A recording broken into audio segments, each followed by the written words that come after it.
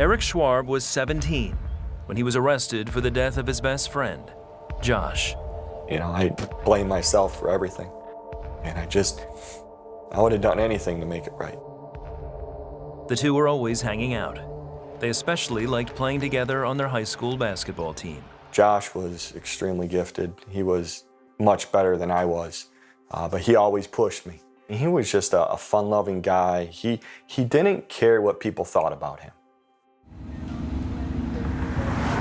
On a Friday night in September 1998, Eric was giving Josh a ride home when a girl they knew passed them on a two-lane road.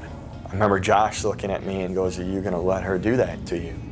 I got alongside of her and I looked over and I noticed out of the corner of my eye the headlights of a truck coming up the hill.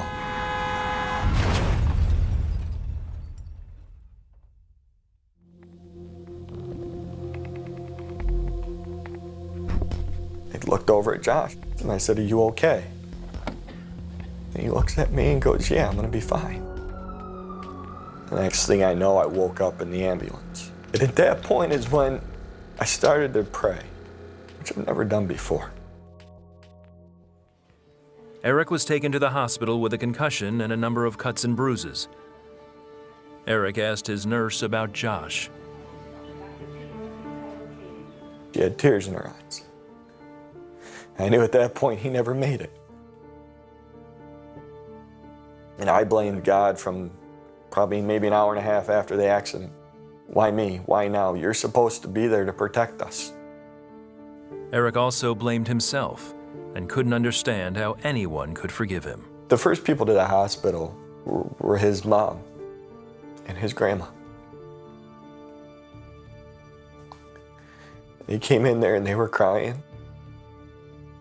They've already forgiven me. I didn't know what that meant at that point. Days later, they buried his friend. Eric was arrested for negligent homicide. Released to his parents, he spent the next 8 months in and out of court. During one appearance, his friend's mother read a letter to the court on Eric's behalf. And in my mind, I'm thinking, why are you doing this? I don't deserve this. I deserve to go to jail. Eric was only given 4 years probation with community service, but memories of Josh dominated his thoughts. I went to drinking.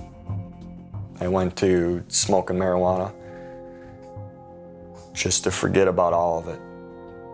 I remember sitting there with one of my stepdad's guns and just sat there and thought about all the people I hurt, the problems I've caused, the path I was on, the drinking, the drugs.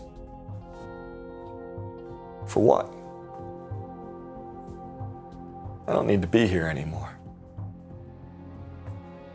I just never could do it. Over the next 16 years, Eric continued to struggle with guilt and depression. The drugs and alcohol didn't fill the void left by his friend. On occasion, he would visit Josh's grave. But on a graveside visit in October 2014, Eric's thoughts turned elsewhere.